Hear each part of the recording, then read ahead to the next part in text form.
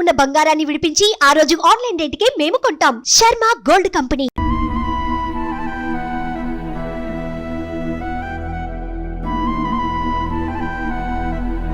Welcome to Suman TV. మనం ప్రస్తుతం మహిబాద్ జిల్లాలోని పర్వతగిరి గ్రామ శివారులో ఉన్న సోముల తండాలో ఉన్నాం. ఒక భర్తకు భార్య గుడి కట్టడం మనం చూస్తాం. భానోత్ కళ్యాణి భర్త పేరు హరిబాబు. 22 సంవత్సరాల దాంపత్య జీవితంలో తన భర్త ప్రేమని మర్చిపోలేక, తన మీద ఉన్న ప్రేమని ఆమె మర్చిపోలేక తను సూసైడ్ చేసుకోవడానికి కూడా సిద్ధపడింది. ఈ క్రమంలోనే తన ఉన్న ఆస్తిలో 1 ఎకరం పొలాన్ని అమ్మి తన భర్తకి గుడి కట్టించింది. ఈ గుడి కట్టించే క్రమంలో కూడా ఎన్నో ఒడిదొడుకులను ఓర్చుకుంటూ తన భర్తకు ఒక విగ్రహాన్ని ఏర్పాటు చేసి తనదైన ముద్ర వేసుకుంది. ఒక స్త్రీకి మాత్రమే గుర్తింపు ఉండేది, కానీ ఇక్కడ దానికి భిన్నంగా ఒక భర్తకు గుడి కట్టిన భార్య. మన గతంలో చూసుకుంటే ప్రేమకు చిహ్నంగా ఒక తాజ్మహల్ కట్టించిన షాజహానే ముంతాజ్ కోసం తాజ్మహల్ కట్టించాడని మనం ఎప్పుడూ అనుకుంటూ ఉంటాం. కానీ ఇక్కడ ఒక ముంతాజ్లా తన భార్య ఇక్కడ తన భర్తకి గుడి కట్టించడం మనం చూస్తున్నాము. ఈమె ఎనలేని ప్రేమను మిగిలిన స్త్రీమూర్తులందరూ కూడా ఆదర్శంగా తీసుకొని వాళ్ళ అన్యోన్యమైన దాంపత్యానికి ప్రపంచానికి చాటి చెప్పాలని తెలియజేస్తూ, మేడం నమస్తే అండి. చెప్పండి మేడం, అసలు నాకు తెలిసి మీరు మొట్టమొదటిసారిగా మన మానుకోట జిల్లాలోనే అందరికీ తెలిసిపోయే రీతిలో మీ ప్రేమను ఈ విధంగా మీ భర్తకు గుడి కట్టించిన రూపంలో తేల్చారు కదా. అసలు చెప్పండి, మీకు ఇలాంటి ఆలోచన ఎందుకు వచ్చింది? అసలు మీ వివాహ బాంధవ్యం గురించి చెప్పండి మేడం. వివాహ బాంధవ్యం అంటే ఇక చిన్నప్పుడు 13 సంవత్సరాల్లో మ్యారేజ్ అయ్యింది. 13 సంవత్సరాల్లో మ్యారేజ్ అయ్యింది. ఇక అప్పుడు తెలియని వయసు. ఇక అప్పటి నుంచి తను నాకు ఎంత చిన్న వయసులో మ్యారేజ్ చేశారో అలానే తను కూడా నన్ను ఒక అపురూపంగా చూసుకున్నారు. ఒక అన్న చెల్లెల్లాగా కాకుండా ఒక ఫ్రెండ్ అయినా ఎప్పుడన్నా గొడవ పడతారు, కానీ అలా కాకుండా చిన్న మనస్పర్ధాలు కానీ, చిన్న మాట కానీ, ఏది నాకు నొప్పియకుండా ఓ పసిపాపలా చూసుకునేది. నేను తనని అలానే చూసేది, తను నన్ను అలానే చూసేది. మేమిద్దరం అలానే చూసుకునేవాళ్ళం. ఇప్పుడు మా రిలేషన్లో కానీ, మా తండవాసుల్లో కానీ ఉంటే హరిబాబు కళ్యాణిలాగా ఉండాలి, ఆ జంట లాగానే ఉండాలి. బయటికి వెళ్తే వాళ్ళు సీతారాముల్లాగా ఉంటారు అని అందరూ అనేవాళ్ళు. ఆ దేవుడికి మా మీద అంటే ఒరవలేకనో, మరి లేకపోతే ఎవరు దిష్టి పడ్డట్టనో, వీళ్ళని ఇంత ప్రేమగా ఉండడం ఎందుకు అని విడదీశాడో తెలియదు. కానీ తను లేకుండా మేము ఇద్దరం ఉన్నప్పుడు, అంటే ఇద్దరు ఉన్నప్పుడు పక్కన ఎవరైనా చనిపోతారు కదా, అప్పుడు వాళ్ళు ఆడవాళ్ళు కానీ ఎవరు కానీ వెంటనే మామూలుగా అయ్యేవాళ్ళు. అప్పుడు నేను అనేది, ఏంటండి వాళ్ళు చనిపోగానే అంత తొందరగా క్యూర్ అయ్యారు, నేనైతే వెంటనే గుండె ఆగిసి వస్తా అని అనేది. ఒకవేళ మీ ముందు నేను చనిపోతే నాకు మాత్రం ఉట్టిగా వదిలేయవద్దు, మస్తు అంటే ఇప్పుడు కొత్త పెళ్లి కూతురులాగా చేసి పంపించాలి నన్ను అని అనేది. అలా అనుకునేవాళ్ళం. ఎందుకమ్మా ఇలాంటి మాటలు నీకు అని అనేది.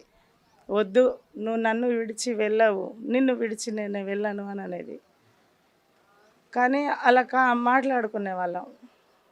కానీ తనకి ఒక కాంట్రాక్ట్, తను పవర్ ప్రాజెక్ట్లో వర్క్ ఫీల్డ్లో ఉన్నారు. అప్పుడు లాక్డౌను, ఇక వర్క్ చేయక తప్పదు కదా. లాక్డౌన్ ఓపెన్ అయింది, ఇక అక్కడ టైఫాయిడ్ అని వచ్చింది. టైఫాయిడ్ అనుకున్నాం, అందులో కరోనా అటాక్ అయింది. అది అర్థం కాలేదు. బాగానే ఎట్లుంటాడు, హీరోలా ఉంటాడు, హెల్దీగా మంచిగా. 43 సంవత్సరాలు అప్పుడు. మీ మ్యారేజ్ ఏ సంవత్సరంలో అయింది? మా మ్యారేజ్ 96లో అయ్యింది. 20 years అవుతుందా? 27 years మ్యారేజ్ అయింది. ఈ 27 సంవత్సరాలలో మీకు ఎటువంటి 27 కాదు, 23లోనే చనిపోయారు. ఇప్పుడు 4వది నడుస్తుంది. 2020లో చనిపోయారు. 2020లో చనిపోయారు, కరోనా కాలంలో. అయితే ఒక్కదాన్నే అంటే తను ఒక హోదాలో ఉన్నప్పుడు మా రిలేషన్ కానీ మా పాలోళ్ళకి కానీ అందరికీ హెల్ప్ చేశాడు. అందరూ అభివృద్ధి చెందారు. అందరికీ నాకు ఎలాగో పిల్లలు లేరు కదా, రేపటి కాలంలో వీళ్ళు నాకు సపోర్ట్ అని అందరికీ చూసిండు, చదివించిండు. కానీ లాస్ట్కి వచ్చేసి మా దాకా వచ్చేసరికి ఎవ్వరు మాకు తోడు రాలేదు. నేనే మేమిద్దరమే వెళ్ళినాం హైదరాబాద్లో. వారము 10 రోజులు ఉన్నాం. బాగానే క్యూర్ అవుతుంది అన్నారు. ఇక ఆలోపే ఏం జరిగిందో తెలియదు, స్ట్రోక్ వచ్చింది అని అన్నారు డాక్టర్లు. అప్పటికి 13 లక్షలు అయిపోయినాయి. ఇక నాకు చెప్పలే వీళ్ళు, ఎందుకంటే ఆమె వెంటనే చనిపోతుందని చెప్పలేదు. కోమాలో ఉంది, మన దగ్గర ఏరియాకి తీసుకెళ్దామని అన్నారు. అప్పుడు డాక్టర్ వాళ్ళ రిలేషన్కి చెప్పేశారు, కానీ నాకు చెప్పలేదు. వీళ్ళు వచ్చేసేమో ఎందుకు వచ్చారంటే, ఇన్ని రోజులు రంది ఇప్పుడు ఎందుకు వచ్చారంటే, మన దగ్గర హాస్పిటల్కి వెళ్ళిపోదాం, ఆయన కోమాల్లో ఉన్నాడు అని అన్నారు. లాస్ట్కి వచ్చేసి అంబులెన్స్లో పెట్టినప్పుడు నాకు అర్థమైంది. అప్పుడు నేను షాక్కి గురి అయ్యి ఇక అందరు అప్పుడు ఏంటి మున్సిపాలిటీ వాళ్ళు ఎక్కడ పడితే అక్కడే తోమేసి పెట్టేవాళ్ళు కదా, అలా కాకుండా మా ఊరికే తీసుకొచ్చి మా చేనులోనే మా ఓన్ ప్రాపర్టీలోనే కాలబెట్టిన తర్వాత ఒంటరిగా వీళ్ళు కరోనా అని నాకు ఒంటరిగా ఇంట్లో వదిలేశారు.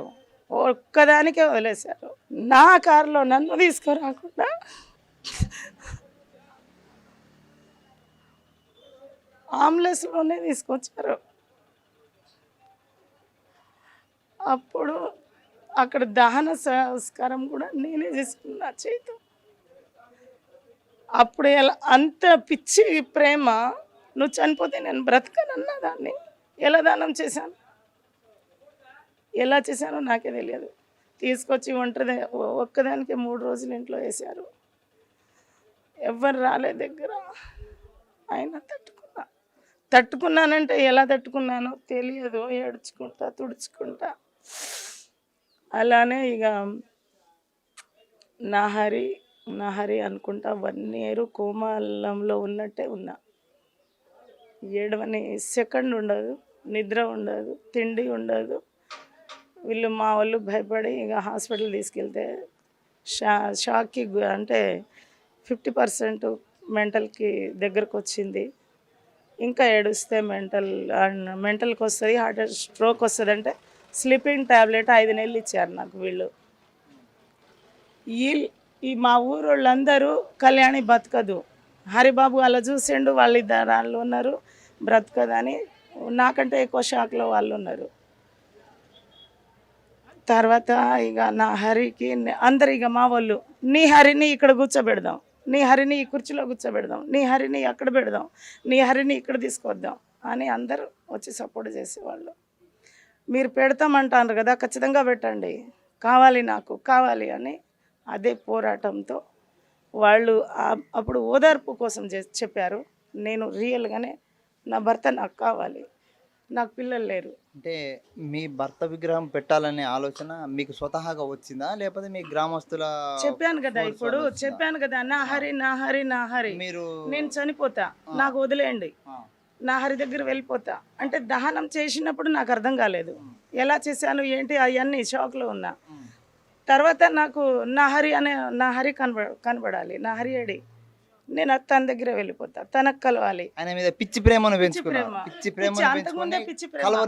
ఒక్క సెకండ్ ఇప్పుడు అక్కడ నుంచి బయలుదేరుతున్నాడు, ఎవరికన్నా అడగండి, అక్కడ నుంచి బయలుదేరుతున్న కంపెనీ నుంచి అంటే ప్రతి సెకండ్ ఫోన్ వస్తుంది, ఎక్కడ వచ్చావు అని. ఇంటికి వచ్చేదా వస్తున్నానమ్మా, ఆగమ్మా 5 నిమిషాలమ్మా అని అంటాడు.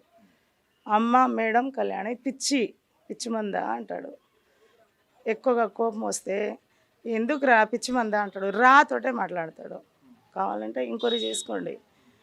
అయితే అలా పబ్లిక్కి అక్కడ సంపాదించేది, పబ్లిక్కి ఖర్చు పెట్టేది, కోట్లు సంపాదించిండు, జనాలకే పెట్టని తను సంపాదిస్తున్నాడు. తను ప్రజాసేవ అంటారు కదా, మానవ సేవే మాధవ సేవ అంటాడు. ఎందుకు సార్ మనకు ఎవరు లేరు, కొన్ని బ్యాంక్ బ్యాలెన్స్ చేసుకుందాము, పిచ్చిగా అంతకన్నా ఖర్చు పెట్టొద్దంటే, అమ్మ ఎవరు వెళ్ళేటప్పుడు ఎత్తుకెళ్ళారు, మానవ సేవే మాధవ సేవ అని అన్ని గుళ్ళు గోపురాలు అన్నీ చేస్తూ ఉంటాడు.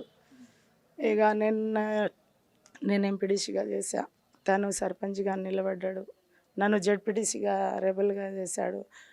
ఇక అన్నీ చేసుకుంటా బాగానే ఉంది. లాస్ట్లో ఇలా జరిగింది. ఇక విగ్రహం పెట్టడానికి అదే చెప్పాను కదా, నేను చనిపోతా, నన్ను వదిలేయండి, లేకపోతే హరి నాకు ముందు కావాలి అంటే, నీ హరిని నువ్వు కూర్చోబెట్టుకో, మేము వద్దన్నాం, కానీ నువ్వు కూర్చోబెట్టుకోగానే చావొద్దు. 3 సార్లు ఆత్మహత్యకు పాల్పడ్డా. కంటికి రెప్పలు 1 సెకండ్ వదలలే మా వాళ్ళు 1 ఇయర్ దాకా. తర్వాత ఈ విగ్రహం కూర్చోబెట్టాలని కంకణం కట్టుకున్నా. 1 ఎకరం ల్యాండ్ తీసేసి ఇగో నా ఓన్ ప్రాపర్టీలో ఒక చోట కడదామంటే, ఇంతకు ముందు ఈ విగ్రహం కోసం చాలా రకాలుగా ఇబ్బంది పడ్డారని తెలిసింది. ఒక 2 దుక్కులు అడ్వాన్స్ ఇవ్వడం, అలా ఒక 5-6 లక్షల దాకా పోగొట్టుకోవడం, చివరికి మీరు 1 ఎకరం పొలం అమ్మి మీ భర్తకు గుడి కట్టారని తెలిసింది. వాస్తవం. అయితే ఫస్ట్ తన మీద 1 ఎకరం వెళ్ళింది అప్పుడు హాస్పిటల్లో ఉన్నప్పుడు.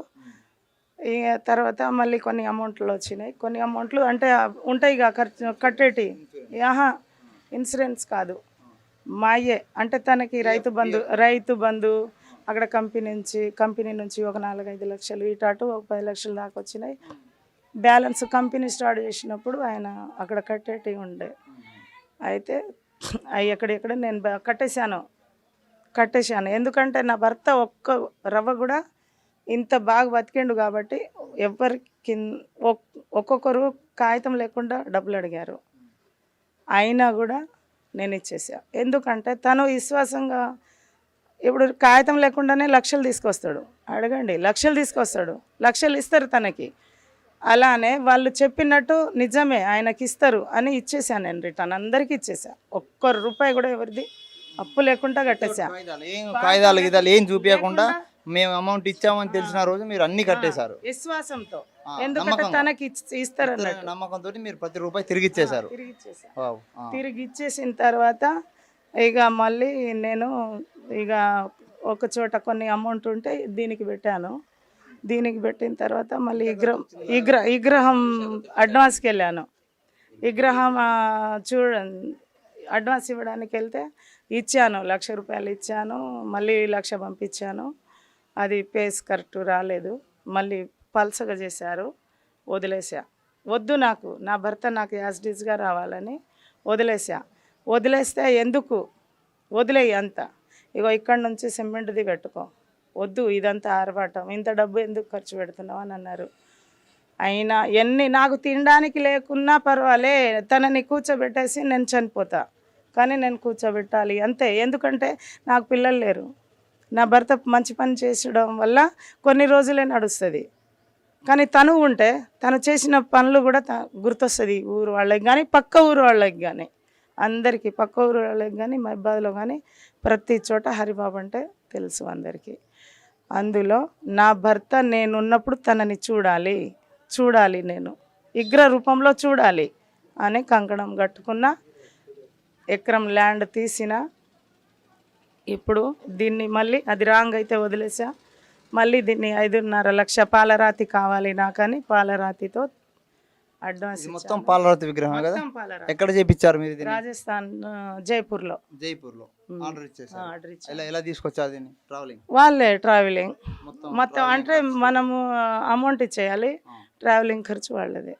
అమౌంట్ నా దగ్గర ఎక్కువ ఉంటే, అంటే ఇది కట్టంగా ఉంటే మిగులుతే, నేను అనుకున్నది ఏంటంటే, ఇది విగ్రహము, ఇది మన టెంపుల్ పక్కన ముసలోళ్ళు ఉంటారు కదా, అనాథాశ్రయం చేద్దాం, వృద్ధాశ్రయం చేపిద్దాం అనుకున్నా.